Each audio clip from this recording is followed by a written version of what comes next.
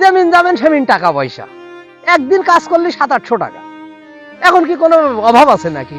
কিন্তু কিছু কিছু মানুষের অভাব আছে।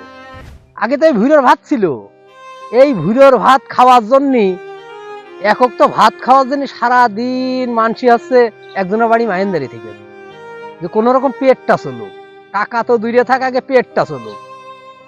ওই বড় লোকরাই পান্তা ভাতের পানি, এই ভুঁড়োর ভাত দিয়েছে, তাই সারাদিন ওই গরু বাছুর রেখেছে, গরু বাছুর ঘাস কেটেছে।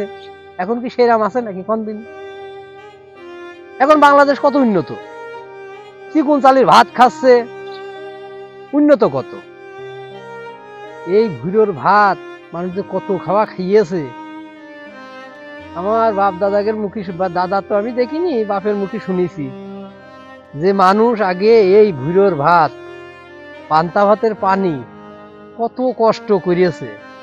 আর এখনো ভুঁড়ো নেই, ভুঁড়ো ভাত কেউ খায় না। বাংলাদেশ এখন কত উন্নতশীল কন, এখন ধান বাংলাদেশে কত উৎপাদন হচ্ছে। আর এই ভুঁড়োর বিষয়টা, ভুঁড়ো এখন কেউ বুনতে চায় না, কারণ ভুঁড়োতে খুব কষ্ট। এই কাটতে হবে, নিয়ে যে বাড়িতে হবে, ভিজতে হবে, তারপরে ঢেকিতি পাড়িয়ে পাড়িয়ে আপনার এর গাড়ে ছালটা না ফেলা পর্যন্ত চাইল বেরোবে না। এ খুব পরিশ্রম, এই জন্য ভুঁড়ো আর এখন লোকে বনে না। এই যে আমরা খানিক বুনিছি, যে গরু মরুর খাওয়াই দিয়েছেন, ভুঁড়ো আর এখন কি ভুঁড়োর ভাত খায় নাকি?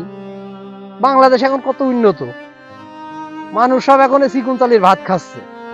এই নিয়ে যে কাটো, বাড়িয়ে তারপরে ভিজিয়ে আবার শুকিয়ে ঢেকিতে ভানো, ঢেকিতে ভানার পরে এই চিকুন চিকুন চাইল বেরে, এত কষ্ট পিঠা করে কোন দিন? এই জন্য ভুঁড়ো আর কেউ বনে না। আগে তো এই ভুঁড়োর ভাত ছিল, এই ভুঁড়োর ভাত খাওয়ার জন্য একক তো ভাত খাওয়ার জন্য সারাদিন মানসি হচ্ছে একজনের বাড়ি মাহেন্দারি থেকে, যে কোনো রকম পেটটা চলুক, টাকা তো দূরে থাক, আগে পেটটা চলুক। ওই বড় লোকরাই পান্তা ভাতের পানি, এই ভুঁড়োর ভাত দিয়েছে, তাই সারাদিন ওই গরু বাছুর রেখেছে, গরু বাছুর ঘাস কেটেছে। এখন কি সেরাম আছে নাকি কোন দিন? এখন বাংলাদেশ কত উন্নত, চিকুন চালির ভাত খাচ্ছে, উন্নত কত। আসলে এখনের যে যুগ জামানা হয়ে গেছে, কাজ করে খালি ভাতের কোনো অভাব নেই, বুঝেছেন? একটা জন বেচলি 700-800 টাকা পাচ্ছে। আর কিছু কিছু মানুষ আছে এই যে অলস, সারাদিন বাড়ি বসে থাকবে, ওই দোকানে যে চা খাবে, অভাব টাকার হবে না, তা কি আরেকজনের হবে নাকি কোন দিনই? এখন বাংলাদেশ কত উন্নত, যেমিন যাবেন সেমিন টাকা পয়সা, একদিন কাজ করলে 700-800 টাকা। এখন কি কোনো অভাব আছে নাকি? কিন্তু কিছু কিছু মানুষের অভাব আছে, যারা কাজকর্ম করে না, ওই সারাদিন টোটো করে বেড়ায়, ওদের অভাব আছে। সবাই পরিশ্রম করেন, কাজ কাম করেন, চাষাবাদ করেন, যে যারা মানুষ সেই সেরকম কর্ম করেন, আশা করি অসুবিধা হবে না।